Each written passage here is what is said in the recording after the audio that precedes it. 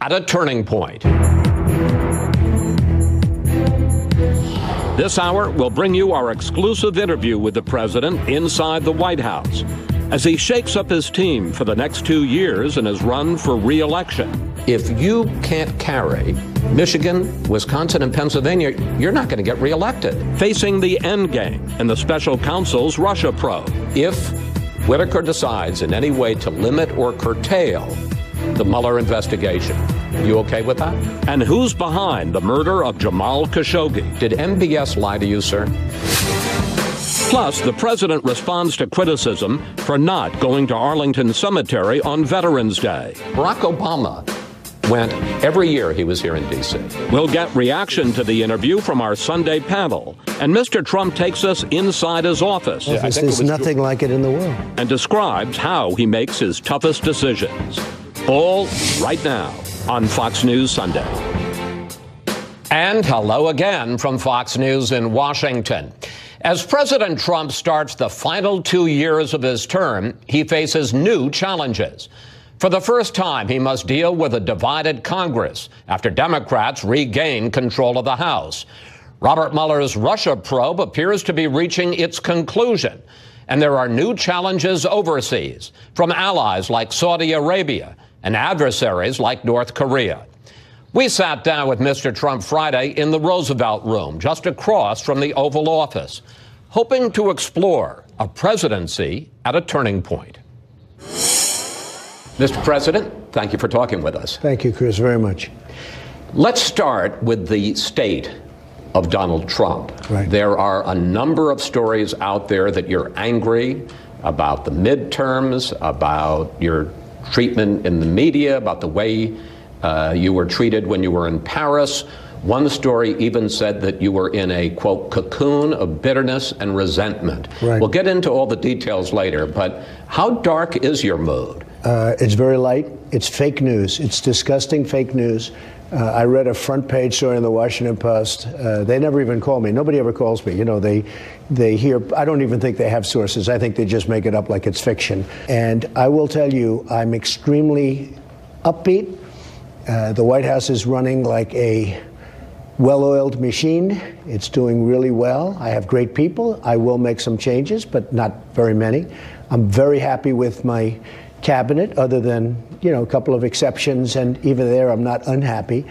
And I will tell you that it's so wrong. The reporting about me is so wrong. I'm loving what I'm doing. I did well in France. I did have a problem where I wasn't able to go to a cemetery because the Secret Service would not let me do it. We'll get into all of this, sir. No, but I'm just telling you, the Secret Service would not let me do it, and they made it a big deal. You've said a lot of things there. Let's try to unpack them. There's a lot of talk about staff changes. Your deputy national security advisor was moved out after your wife did something I've never heard of a first lady doing before, publicly calling for her removal. Are you comfortable with the way that went down, where it kind of looked like your wife was firing one of your advisors? Well, I didn't know the advisor well, really, and I know they had a lot of problems. My wife did a great job in Africa, and she was not treated properly by the press. She really worked so hard. They came to me. They wanted to go a little bit public because that's the way they felt, and I thought it was fine. I met with Mira 2 days ago, and we're going to move her around. She was with me for a long time, although I don't know her. She's really somebody I don't know very well, but we're going to move her around because she's got certain talents, but frankly, she'll never be put in the United Nations, let me put it that way. Meaning she's not too diplomatic. She's not too diplomatic, but she's talented. Are you happy with Kirstjen Nielsen at DHS? Well, I like her a lot. I respect her a lot. She's very smart. I want her to get much tougher, and we'll see what happens there. But I want to be extremely tough. What are the chances she'll be DHS secretary? Well, there's a chance, but there's a chance everybody. I mean, that's what happens in government. You leave, you make a name, you go. The people that have left have done very well. The people that have left have done very well from my White House. I like her very much. I respect her very much. I'd like her to be much tougher on the border, much tougher, period. Back in July, you said that Chief of Staff John Kelly will be here through 2020.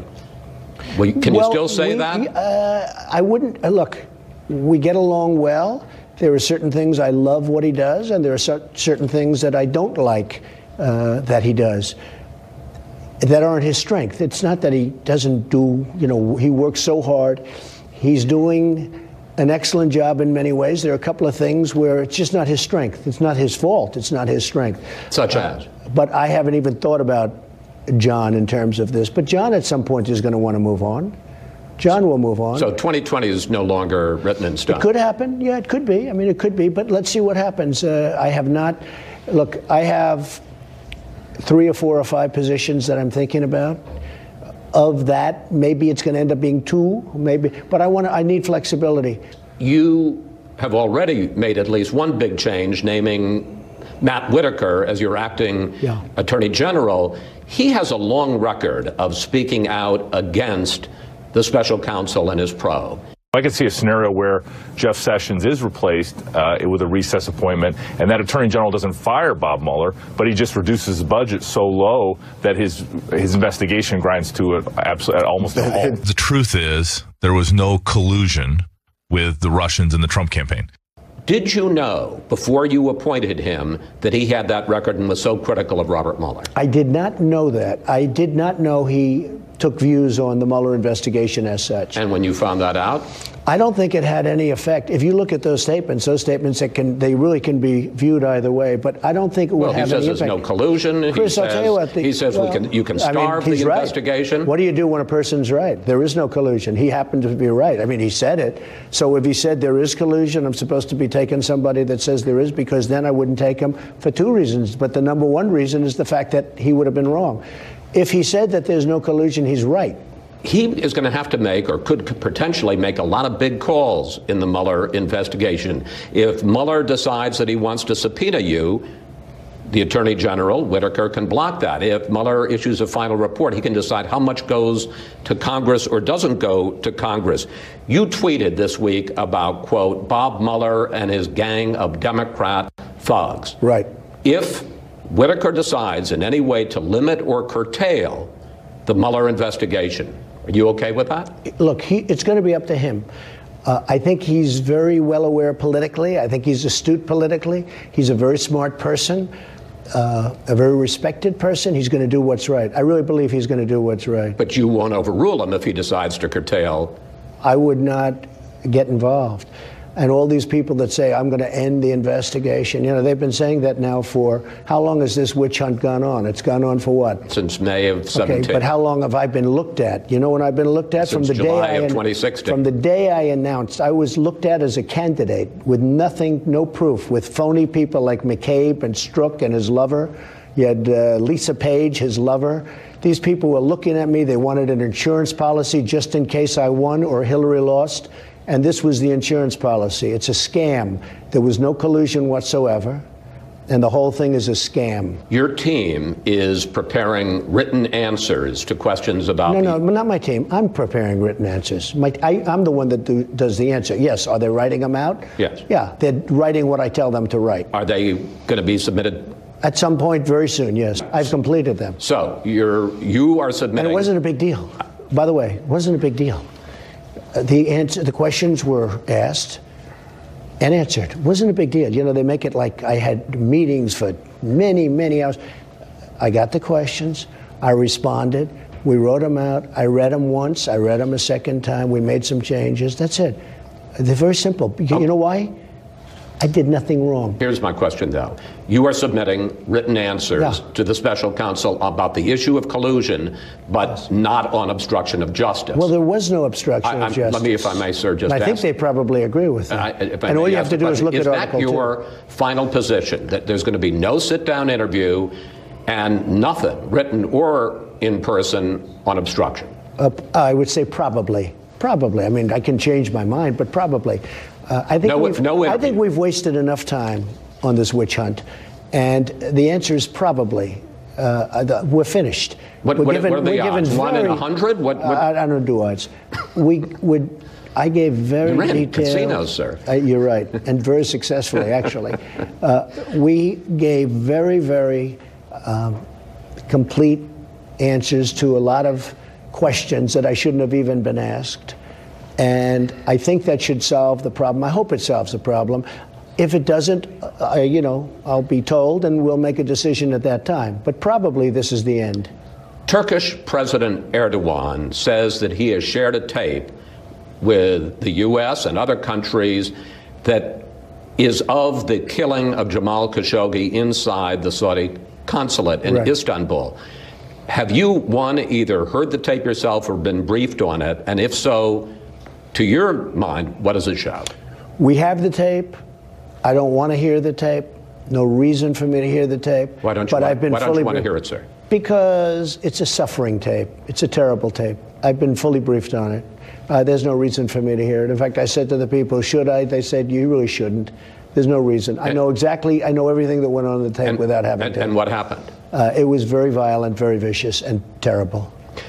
A month ago, you said you had spoken with Saudi Crown Prince Mohammed bin Salman and that he had told you directly that he had no knowledge of this. That's right. And still says that.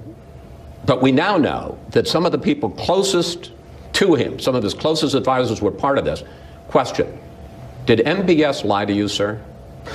I don't know. You know, who can really know? But I can say this. He's got many people now that say he had no knowledge. What if the Crown Prince, speaking to you, the President of the United States, directly lied to you about Well, he told me that he had nothing to do with it.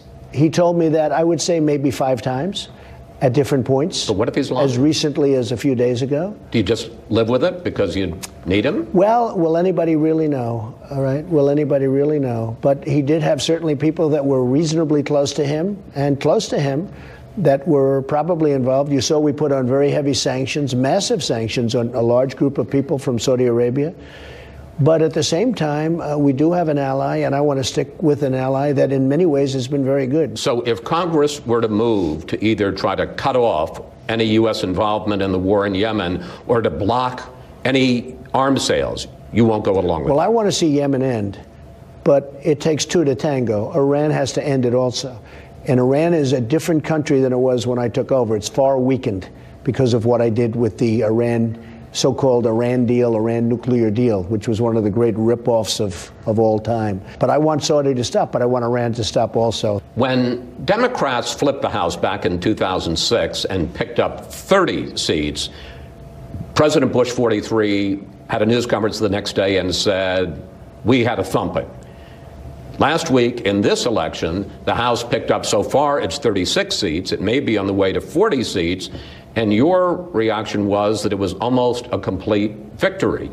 I won the Senate. You don't mention that. Well, excuse me. I won the Senate. I understand that. I think they said 88 years. But this was this is a historically big defeat in the House. You lost 36, maybe 40 seats. Some would argue that it was a thumping, and I want to talk about some of the ways in which you lost. You lost in traditionally Republican suburbs, not only around liberal cities like Philadelphia and D.C., but also red state big cities like Houston and Oklahoma City. You lost among suburban women. You lost among independents.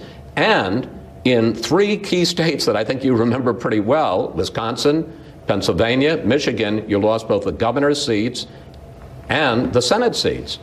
Are you ready? I won the Senate. And that's historic, too. Because if you look at presidents in the White House, it's almost never happened where you won a seat. We now have 53 as opposed to 51. And we have 53 great senators in the U.S. Senate. We won. That's a tremendous victory. Nobody talks about that. That's a far greater victory than it is for the other side. Number 2, I wasn't on the ballot. Well, wait, you kept saying. I said, look at me. I said, look at me. Pretend I'm on the ballot. But I have people, and you see the polls, how good they are. I have people that won't vote unless I'm on the ballot, okay? And I wasn't on the ballot. And almost everybody that I won, I think they said it was 10 out of 11, and I went against President Obama and Oprah Winfrey and Michelle Obama in a great state called Georgia for the governor, and it was all stacked against Brian, and I was the one that went for Brian, and Brian won. Look at Florida. I went down to Florida. Rick Scott won. And he won by a lot. I don't know what happened to all those votes that disappeared at the very end. And if I didn't put a spotlight on that election before it got down to the 12,500 votes, he would have lost that election. okay, in my opinion. He would have lost. They were taking that election away from him. Rick Scott won Florida. You have to say, excuse me, a man named Ron DeSantis is now your governor, your new governor of Florida. A wonderful man named DeWine is your governor of the great state of Ohio. Remember what they used to say before my election? You cannot win unless you win Ohio. I won Ohio. We had a tremendous set of victories. You look at the victories. But if you can't carry, and you certainly didn't carry it 2 weeks ago, Michigan, Wisconsin, and Pennsylvania, you're not going to get reelected. I didn't run. I wasn't running. My name wasn't on the ballot. There are many people that think I don't like Congress that like me a lot. I get it all the time. Sir, we'll never vote unless you're on the ballot. I get it all the time. People are saying, sir, I will never vote unless you're on the ballot. I say, no, go and vote. Well, what do you mean? As much as I try and convince people to go vote, I'm not on the ballot. Up next, much more from our exclusive interview with President Trump. We have a spirited exchange about his calling fake news the enemy of the American people. And Mr. Trump makes a rare admission he'd like a do-over. We're back now with more from our exclusive interview with President Trump. About an hour before we sat down with the president, there was breaking news, a ruling on the CNN lawsuit against the White House for pulling a reporter's press pass. CNN argued the Trump administration violated its First Amendment rights. Administration lawyers said Mr. Trump can exclude any reporter he wants from the White House grounds. And that's where we started in the second part of our interview with the president. A federal judge who you appointed has just ruled that you must give CNN reporter Jim Acosta his press pass back. Your reaction to the ruling? It's fine. I mean, it's not a big deal. What they said, though, is that we have to create rules and regulations for conduct, et cetera, et cetera. We're doing that. We're going to write them up right now. It's not a big deal. And if he misbehaves, we'll throw him out. Or we'll stop the news conference. Actually, what are your rules going to be? What is it that you're saying? They're doing them now. This is over the line, and you lose your they're president. doing them now. I mean, we'll have rules of decorum. You know, you can't keep asking questions. We had a lot of reporters in that room, many reporters in that room, and they were unable to ask questions because this guy gets up and starts, doing what he's supposed to be doing for him and for CNN, and just shouting out questions. But I will say this: look. Nobody believes in the First Amendment more than I do. And if I think somebody's acting out of sorts, I will leave. I'll say, thank you very much, everybody. I appreciate you coming, and I'll leave. And those reporters will not be too friendly to whoever it is that's acting up. Why didn't you call on Acosta in the first place? I mean, there seems to me there's a simple solution here. Just don't call him. Actually, I like to do it, but in many cases I don't. He'll stand up. He's unbelievably rude to Sarah Huckabee, who's a wonderful woman. Unbelievably rude. And I see that, and I actually ask her the same. Why do you call on these people that are so nasty? And I think one of the things we'll do is maybe turn the camera off that faces them, because then they don't have any airtime. Although I'll probably be sued for that, and maybe win or lose it. Who knows? I mean, with this stuff, you never know what's going to happen. Let's get to the bigger issue. In 2017, last year, you tweeted this, and I want to quote it accurately: "The fake news media is not my enemy; it is the enemy of the American people." It's true, 100%. Not the media. I'm glad you're finally quoting it correctly, because they like to leave the fake news. Okay, but that's what you said. Fake news. So but the people that are supporting me in particular, they're very smart people. They're hardworking, brilliant, great people. They know when the news is fake. And they get angry when they see all of the fakeness. Frankly, the networks. There have been people who've been critical of other presidents. No president has liked his press coverage. John Kennedy, in your Oval Office, canceled the subscription to the New York Herald Tribune. Nobody called it the enemy of the American people. Chris, I'm calling the fake news is the enemy. It's fake. It's phony. But a lot of times, sir, it's just news you don't like. No, it's not. No. I don't mind getting bad news if I'm wrong. If I do something wrong, like, for instance, the cemetery, I was not allowed to go because of the Secret Service, because they expected to take a helicopter. Okay. They had zero visibility. They said, sir, we are totally unequipped for you to go. In addition to that, the cemetery was far too far away from Air Force One, which is sort of like a control center where you had to be near. Not one paper that I saw wrote it that way. They said I stayed out of it because of the rain. And yet, the following day, I made a speech at the American Cemetery. It was pouring. It wasn't even really raining the first day, but the fog was tremendous, okay? But, sir, leaders in authoritarian countries like Russia, China, Venezuela, now repress the media using your words. I can't talk for other people. I can only talk for me. I will tell you. But you're seen around the world as a beacon for repression, not for... I'm not talking about you, but you sometimes maybe, but I'm not talking about you. The news about me is largely phony. It's false. Even sometimes they'll say, sources say. There is no source in many cases. In many cases there is. I understand you don't like your coverage. No. Can I just bring the bigger 94% Can I bring the bigger issue up? Yeah. Bill McRaven, retired admiral, Navy SEAL, 37 years, former head of U.S. Special Operations. Hillary Clinton fan.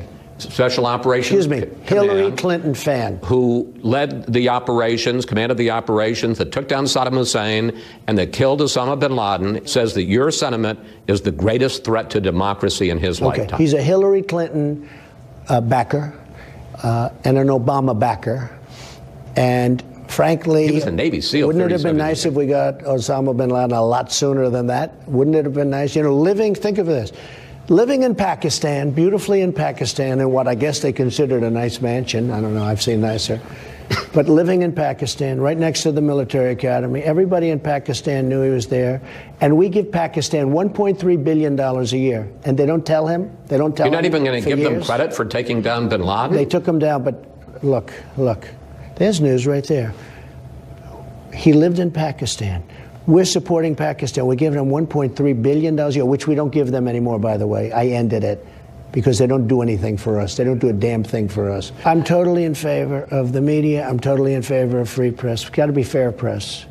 When it's fake. But the president get to decide what's fair and what's not. I can tell what's fair and not. And so can my people, and so can a lot of other people. I understand that, but when you do something very good and they write it badly, and this is consistently, when you, as an example, rarely do they talk about... Barack Obama whined about Fox News all the time, but he never said we were the enemy of the people. Well, no, he didn't talk about the news.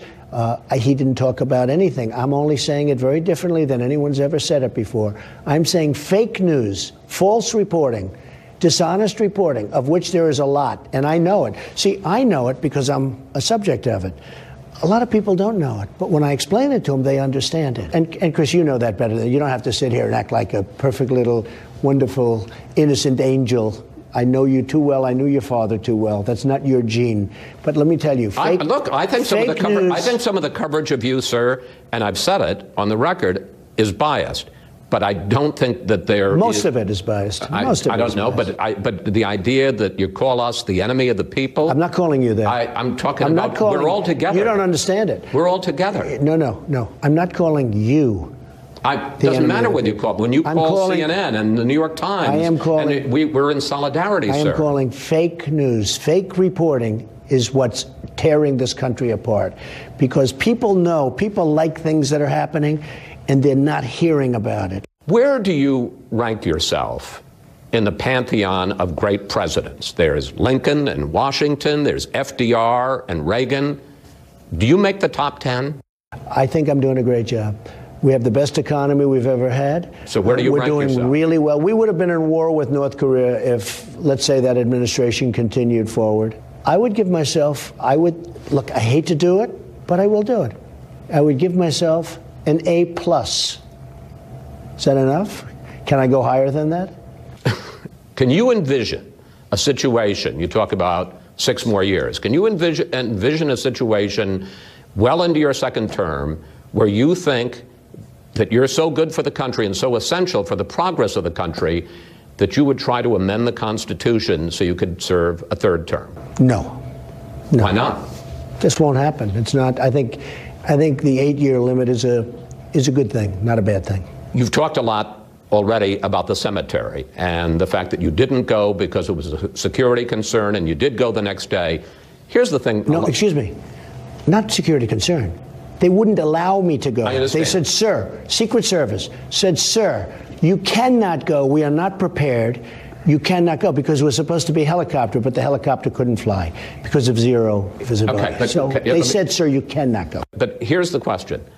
You're back in Washington on Monday, Veterans Day. Why don't you go across the river to Arlington for that ceremony? Barack Obama went every year he was here in D.C. I should have done that. I was extremely busy on calls for the country. We did a lot of calling, as you know. But this is Veterans Day. I probably, in retrospect, I should have. And I did last year, and I will virtually every year. But we had come in very late at night, and I had just left literally the American Cemetery in Paris, and I really probably assumed that was fine. And I was extremely busy because of affairs of state, doing other things. Why? But I would have done it.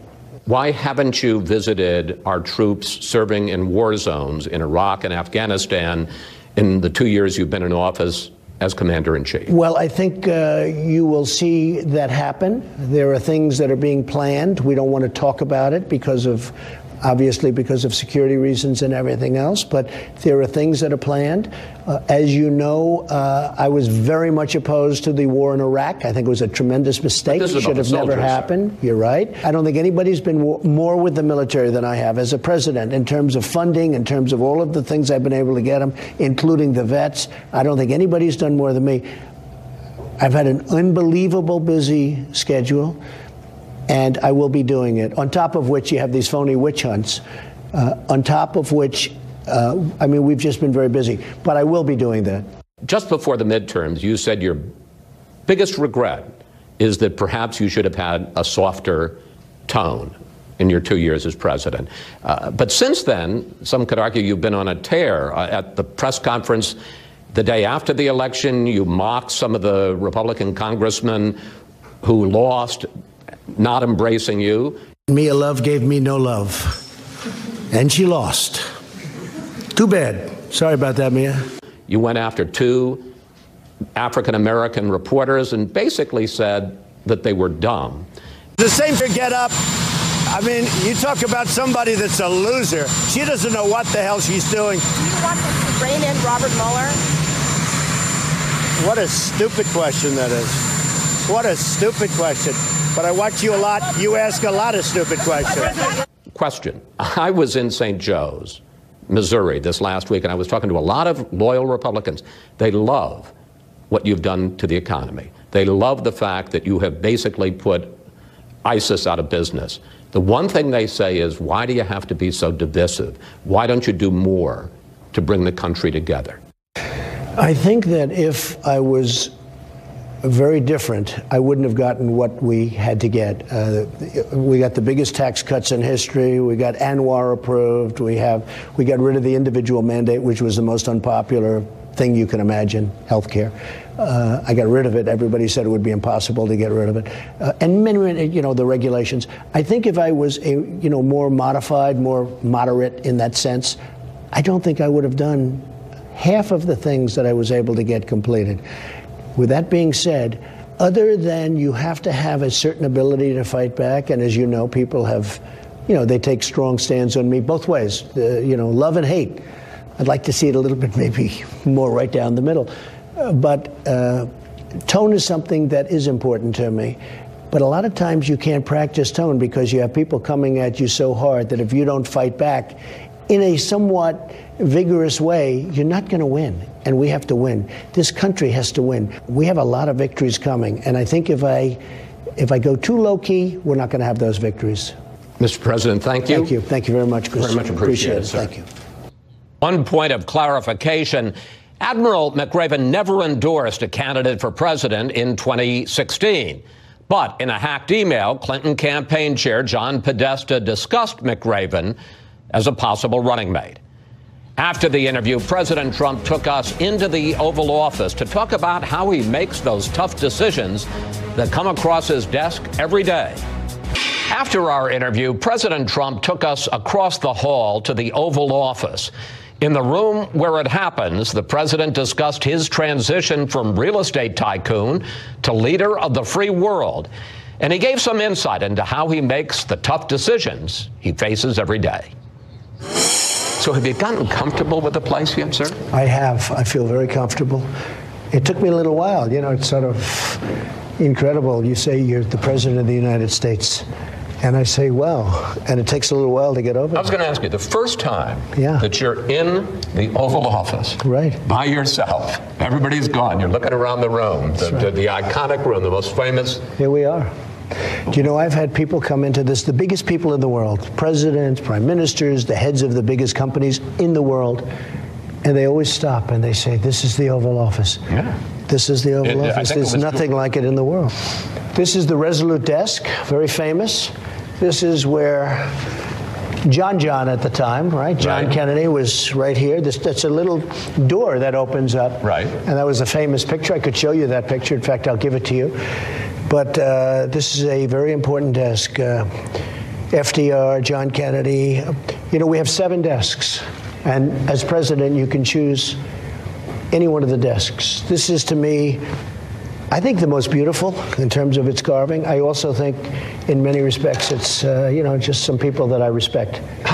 When you're sitting at the desk, how do you make decisions? I mean, do you agonize over them? Do you second guess yourself? How does? I don't think about it. I don't think about, you know, how I make them. I make what I consider the right decision. I have great people working at the White House. They don't get enough credit. I have some tremendously talented people.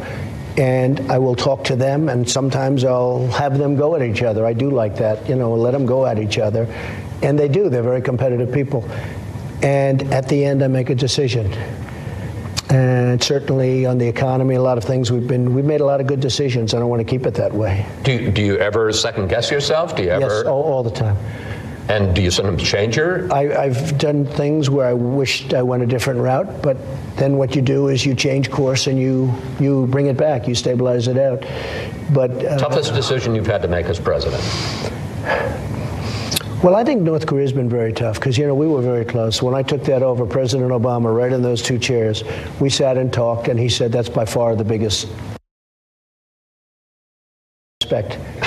When you're sitting at the desk, how do you make decisions? I mean, do you agonize over them? Do you second guess yourself? How does? I don't think about it. I don't think about, you know, how I make them. I make what I consider the right decision. I have great people working at the White House. They don't get enough credit. I have some tremendously talented people.